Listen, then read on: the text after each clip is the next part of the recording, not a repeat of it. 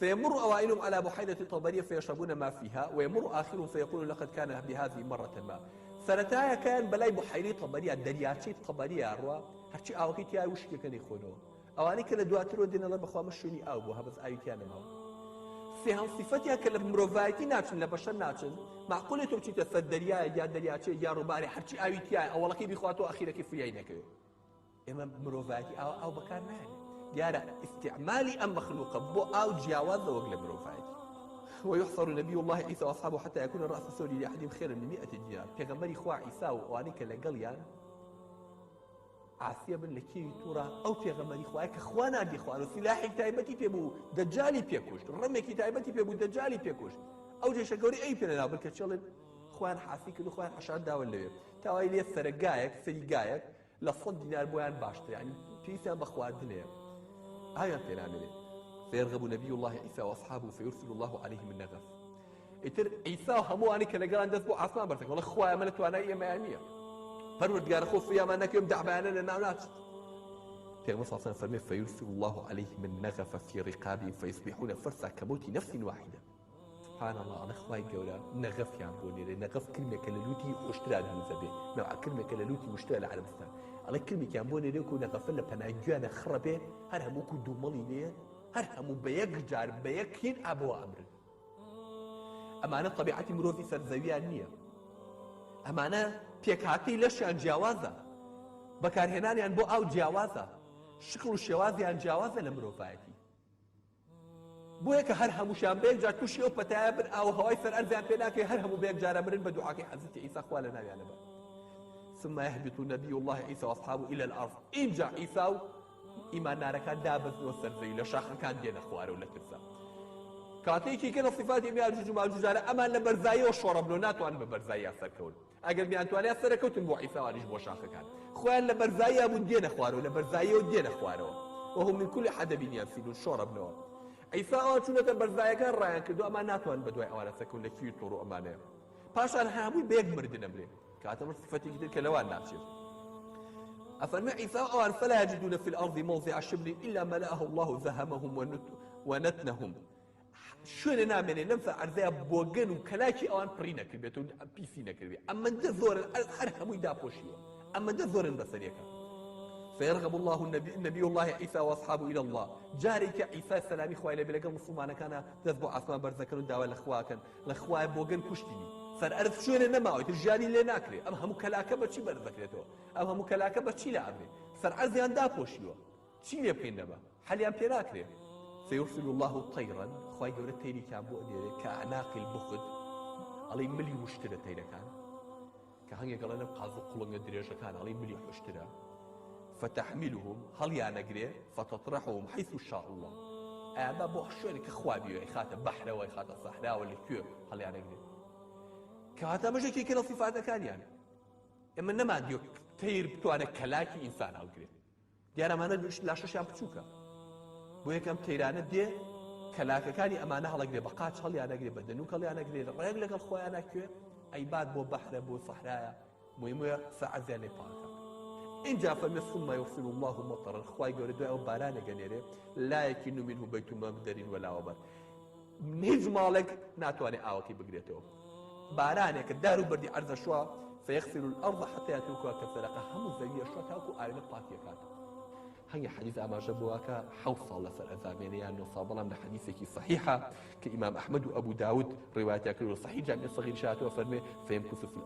في الأرض 40 سنة في المصاصة فرمي تشيل صال عيسى لسر أزامينته ثم يتوفى ويصلي عليه المسلمون فاشان وفادك مسلمان نجي لسرك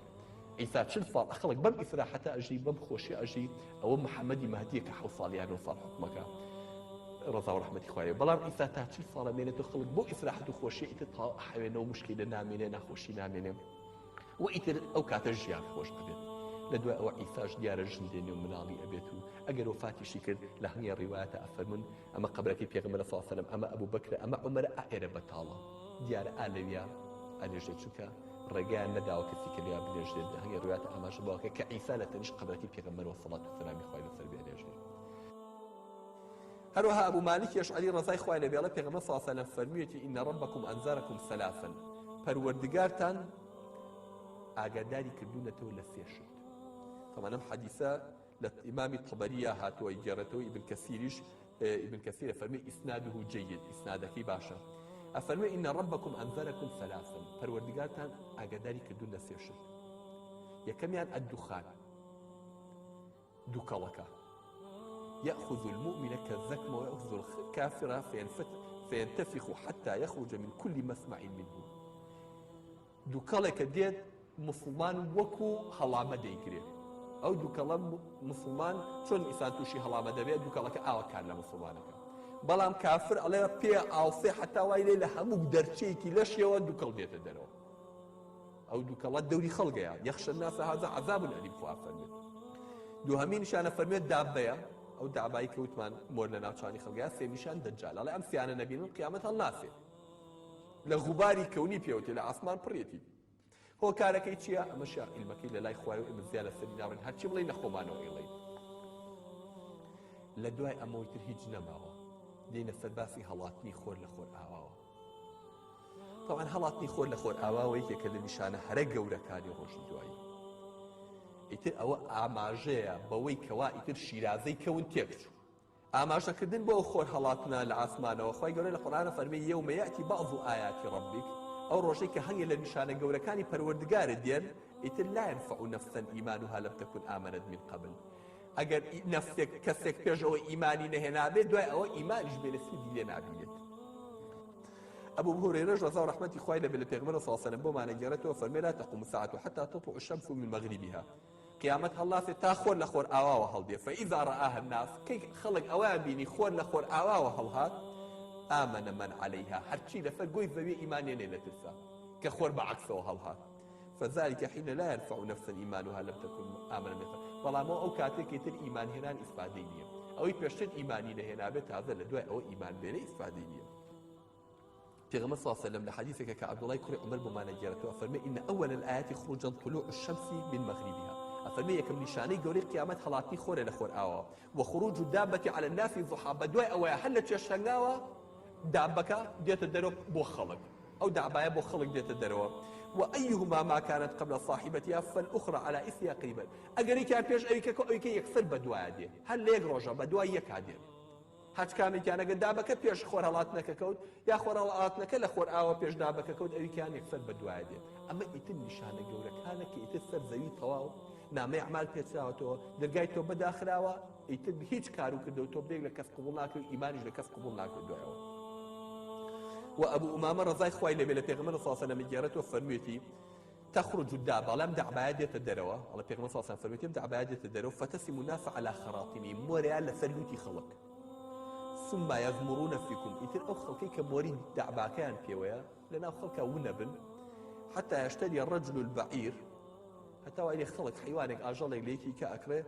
بيلن ولا كيو كريوا، الله فيقول اشتريته من أحد المخاطمين ليكي لبور كراو كانوا عليك لوتي مور كراو ليكي لو أنا بكريو. هرچی زلامێکی بەردەست کە مۆری گەیان لە لووت یان نووسێ ئیماندار یان نووسێ کافر. دوو مۆری پێیەکیان ئیمانداری یان کافر. ئەوەی کافر بێ کە خۆر لە خۆر ئاوا هەڵاتووی تر تەواو ئیمانیش بێنەدەوە هەر کافر حسابە لە لووت نووسن کافر، ئەوەشی کە ئیماندار بێ لێ نووسێ باوەڕ. وە لە مسند ئیمام ئەحمەدیشا کە حەدیثێکی صحیحە لە تورمزیشا هاتووە، ئەحمەد شاکر لە فەرمێ صحیحە، أبو هريرة لبيغمبر بوما ناجرته صلى الله عليه وسلم فرمي تخرج الدابة ومعها عصا موسى عليه السلام. أو دابة كديت قوبالكي موسى بيه سبحان الله، أو دابة كديت درو قوبالكي موسى بيه وخاتم سليمان وأنجو مستيلكي سليمان شبيه فتختم الكافر بالخاتم بأنجو مستيلكي سليمان مور لكافر دات وتجلو وجه المؤمن بالعصا دمو شاي إيمان نارج بدارك الرنكاتو قشيك حتى إن أهل الخوان تنانت خلقي سريق ميسكو بنو بنا خواردن ليجتمعون على أخوانهم لسر ميزين أخوانك كوبنو فيقولوا هذا يا مؤمن ويقولوا هذا يا كافر، ولا عمصوا مالو كوش كم بري الله كافر أو باتشنا نمبري وايليا يتبع بومورا يكتر هنا كان الله بقى بالكي موسى دمشاي مسلمان رونكاته وبموركي سليمان جبوري كافرتي لخلقيا كما جوت مع المسند إمام أحمد إمام أحمد شاكر جفر من الصحيحة. أما الروجا كان كوتاي تمني الزمير لدواء أمو إتر هيج نامينته وتنهاتي لبيت خلق أوي كإيمانار ومسلمانا لقال أوي كافرة بيك وتأم لحظة نيوجا كري وروجوا كريت لنا ومزقوتك كعبشا نيوجا كري شەو خەڵک خەوتون کە بەیانی هەڵەسن لە خەوت سەیرەکەن ئاهلی ئیمان کە هەڵەسن نوێشکەن سەیرەکەن یەک کەلیمە قورئانیان لەبەر نەماوە. لە ڕیوایەتێکی کەیە کە حوزەیفە بوومانە گەڕێتەوە لەوە نار تەخرج من قعرة عدن ترحل الناس یا ترحل الناس ئاگرێکە لە بن ئەرزی شاری عەدەنەوە دێتە دەر لە یەمەن خەڵک ڕاپێجەکە خەڵک کۆچ پێکات ئەو خەڵکە ئەو ئاگرە هێواشەوەژە بورکانە دێت و خەڵک لە تاوە ڕاکە. وە لە فەرمودەیەکە کە ئەنەسی کوڕی مالک ڕزای خوای لێبێت دەگەڕێتەوە لە کاتی عەبدوڵای کوڕی سەلام موسڵمان بوو کە گەورەترین عالمی جوولەکەکان بوو موسڵمان بوو. ئەڵێ پرسیاری لە پێغەمبەر صلی الله علیه و سلم کە یەکەم نیشانەی قیامەت چییە؟ کەواتەوە بزانی وەخت قیامەتەوە تێگەچێت. فەرمووی ئەما ئەوەل ئەشراط الساعە یەکەم نیشانەی قیامەت فنار تحشر الناس من المشرق إلى المغرب ئاگرێکە خەڵک لە خۆر هەڵاتەوە ڕاپێچەکە بەرەو خۆر ئاوە. ئەفەرمووی یەکەم نیشان ئەمە بەسی پێ ئەوەیە ئیتر بوونەوەر وا تێک چۆن شیرازەی کەون یعنی یەکەم نیشانەی بۆ تێکچوونی شیرازەی هەموو کەون ئاگرێکە لە خۆر هەڵاتەوە هەڵدێت خەڵک بەرەو خۆر ئاوە ڕاپێچەکات کە ئەوە لە صحیحی بوخاریە هاتووە. وعبدالله کوڕی عومەریش ڕزای خوای لێبێ گێڕێتەوە کە پێغەمبەر صلی الله علیه و سلم فەرموویەتی ستخرج نار من حضرموت ئاگرێک لە شاری حەضرەمەوت یەمەنەوە دێتە دەرەوە ئەو من نحوی بەحری حەضرەمەوت یان لای بەحرەکەوە دێتە دەرەوە قبل يوم القيامة لپیش ڕۆژی قیامەتە تحشر الناس خەڵک حەشرەکە خەڵک کۆکاتەوە. قالوا يا رسول الله فما تأمرنا فەرمووی ئەمری چیمان پێکەیت؟ طبعا لەو کاتەیە مسلمان هەر نەماوە. قال عليكم بالشام فەرمووی خەڵکی ئەو کاتە ئەگەر مابوو با بەرەو شام بڕۆن ئەوێ بەرزاییە ئاگرەکە بەرەو ئەوێ کەمترە ڕۆن. ئەمە کۆتای مرۆڤایەتیە. لە دوای ئەمەوە ئیتر هیچ نامێنێتەوە. لە دوای ئەمەوە ئیتر ئەوەی کە ماوە لە سەرزەوی خەڵک یەکی خەریکی ناخواردنە، یەکی خەریکی کاسبیکردنە، یەکی مە خەریکی ئاژەڵوینەکەیت، یەکی خەریکی زەرعەتەکەیت، یەکی خەریکی خان و دروستکردنە. لە لەحزەیەکە ئاوە عالەم غافڵە و بژگانی خۆیانە بەلەسەر بەس ئیماندار نەماوە خەڵک هەر کافرە ماوەتەوە. ئالەم کاتەیە کە پێغەمبەر صلی الله علیه و سلم فەرمێت ولتقومن الساعة قیامەت هەڵەسێ وقد نشر الرجلان ثوبهما بينهما فلا يتبايعانه ولا يطويانه. دوو زەلام کڕیار و فرۆشیار پارچەجلێکی بەدەستەوەی پێی بفرۆشێ ئەوەڵە چۆن و بەچەنە و سیعرەکەی چەنە هێشتا نەکڕاو نەفرۆشتاوە هێشتا قەیی نەکردو نەی پێچات و فریای هیچ ناکەون کە قیامەت زرمە هەڵەسێت. ولتقومن الساعة وقيامت هەڵەسێ وقد انصرف الرجل بنمل لقحته فلا يطعمه. شیری مانگاکەی دۆشیوە یەوشترەکەی دۆشیوە ئەوێ بی بابۆی دەمی بیخواتەوە ناگاتە دەمی زرمەکە هەڵەسێ.